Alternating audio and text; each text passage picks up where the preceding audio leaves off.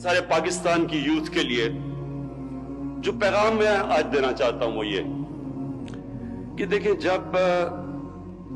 ہم 5 وقت کی نماز میں ایک چیز مانگتے ہیں اور وہ ہے کہ اللہ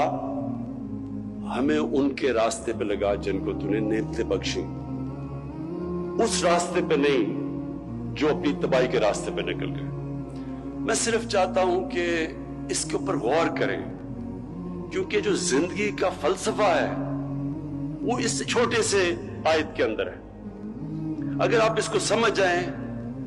تو آپ کو سمجھ آ جائے گی کہ انسان عروج پہ کیسے جاتا ہے اور انسان اپنے آپ کو تباہ کیسے کرتا ہے۔ اسی لیے اللہ نے ہر روز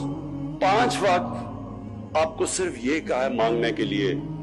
کہ اللہ مجھے اس راستے پہ لگا، اس راستے پہ نہیں جو تباہی کا راستہ ہے، جو عروج کا راستہ ہے۔ اور وہ جو عروج کا راستہ ہے وہ کس کا راستہ ہے؟ وہ سب سے اللہ کے محبوب، سب سے عظیم انسان جو کبھی نہ اس طرح کا عظیم انسان آیا ہے اور نہ آئے گا، ہمارے نبی صلی اللہ علیہ وسلم۔ جب اللہ ہمیں حکم دیتا ہے کہ ان کی زندگی سے سیکھو تو اللہ بے نیاز ہے، یہ صرف وہ ہماری بہتری کے لیے اللہ کہتا ہے۔ اگر ہم نے ایک عظیم انسان بننا ہے تو اللہ نے راستہ بتا دیا، اور اسی لیے یہ ضروری ہے کہ ہماری یوتھ کو، ہمارے بچوں کو، خاص طور پر آج کل کے زمانے میں بہت ضروری ہے اس چیز کا سمجھنا